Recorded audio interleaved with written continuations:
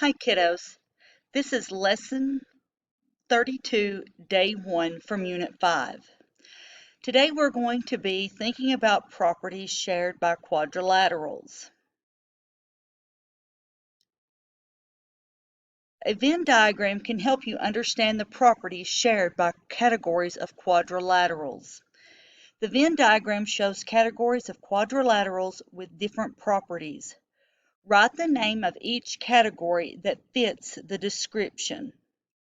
So now when I look at this Venn diagram, there is one thing I do not like about it. And what I want you to do is right here, I would like for you to take and put like a large rectangle around it. And in this rectangle, I would like for you to write the word polygon, because sometimes they will ask you to fill in the word polygon on a blank, but yet they don't show it on this Venn diagram. And as we know, I don't like that type of stuff. That's not fair. So make sure that you have it fixed just like this. All right, so now let's move on.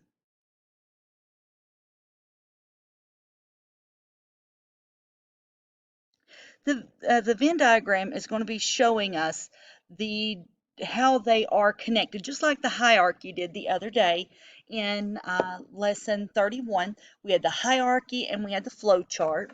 So this is just a Venn diagram of that same information. And remember that for us to fully understand something, we need to be able to understand it in a variety of ways to show that we have really mastered it. So within polygons, you have these four-sided shapes, and all four-sided shapes fall under the category of a quadrilateral. Then within quadrilaterals, you have shapes that have at least one pair of parallel sides, and that's called a trapezoid. Then we step down again, and then we have shapes that have two pairs of parallel sides. Do you remember what a shape that has two pairs of parallel sides is called? Did you say parallelogram? Please write that on the blank at this time. At any time that I get going too fast for you, please press pause and resume at your speed. On D, four sides of equal length. So what is a parallelogram that also has four sides of equal length? Did you say rhombus? That would be correct. Then we step over here to E, four right angles. What shape has four right angles and is a parallelogram? Did you say rectangle? Please write that on the line. Now, if you remember back with our hierarchy that we had, the tree chart, we got down to rhombuses and rectangles, and we made two arrows that came down and met together, and we wrote the name of a shape there. You remember what that shape was? Did you say square? Because that is correct. Please make sure that you are filling out your textbook. This will be your notes for later that you can use. Now let's look at the table below. We have a shape that is four sides, that's a quadrilateral. So right here, see, this is all that we're doing is we're taking A, we're writing down the properties, which was four sides, and then we're writing down the name of it, quadrilateral. See, B is four sides and at least one pair of parallel sides. So because this circle right here is inside of this circle, then we take both sets of attributes and write it here. So now we have 4 sides and at least one pair of parallel sides. So we write both of those right here on the properties. And then we write trapezoids as the name. So then on C, we write 4 sides, and this has to have 2 pairs of parallel sides. So does it have at least one pair of parallel sides? Yes, but this is taking it a step further and saying you have to have 2 pairs of parallel sides to be a parallelogram. And I know that you need to pause. Please do so.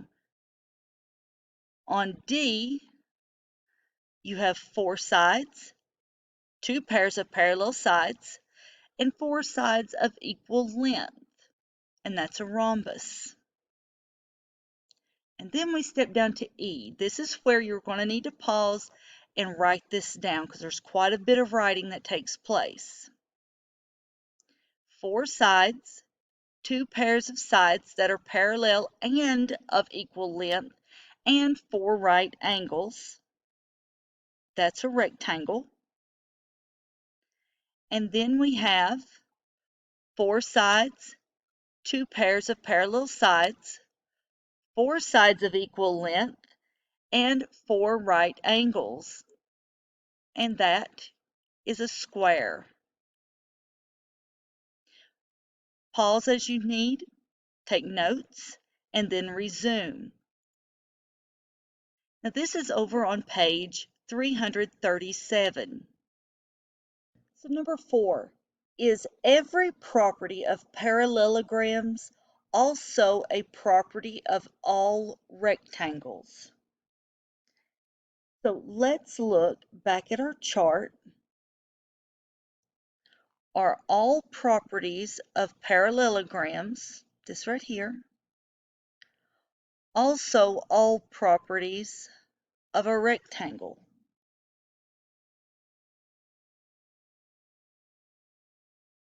And the answer is yes. Is every property of a rectangle also a property of a parallelogram? So let's look back. If we are right here, every property of a rectangle, does it also apply to the parallelogram? Remember, as we come down, we get more specific. So does every property of a rectangle also apply to a parallelogram? The answer is no.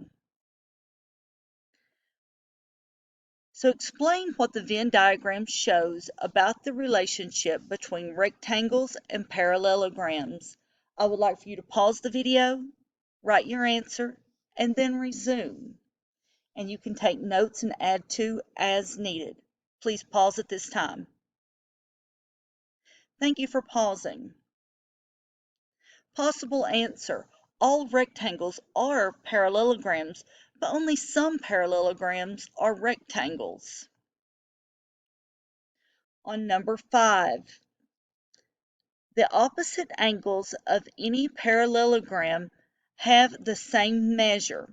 Therefore, the opposite angles of any rhombus have the same measure. Is this going to be true or false?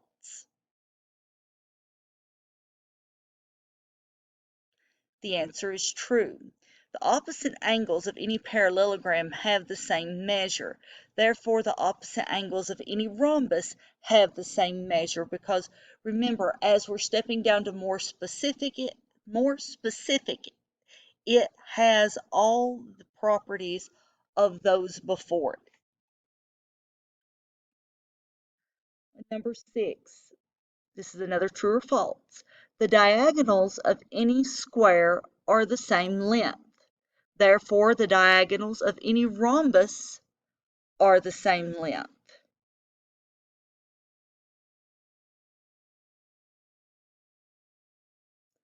False. Not all rhombuses are squares. Then let's try it another way. We have the flow chart here. Remember, this is more general. This is more specific. And remember, out here we should also have the word polygon written to help us know that polygons are quadrilaterals, trapezoids, parallelograms, and we go right on down to squares, which is very specific in its attributes. So number 7, we're using the flow chart to help us know if it's true or false. In every rectangle, the two diagonals have the same length. Therefore, every parallelogram, the two diagonals must have the same length. In every rectangle, the two diagonals have the same length. So it's saying that this end right here and this end right here, they both have the same length. So now it's saying that every parallelogram, the diagonals must have the same length. Would it be in every parallelogram? No, it would not be in every parallelogram. That is what makes a rectangle a rectangle. Every rhombus has at least 2 lines of symmetry. Remember, symmetry is when you have the two halves are the same. Therefore, every square has at least 2 lines of symmetry. And that is true. Every square has 2 lines of symmetry. So now I would like for you to do workbook pages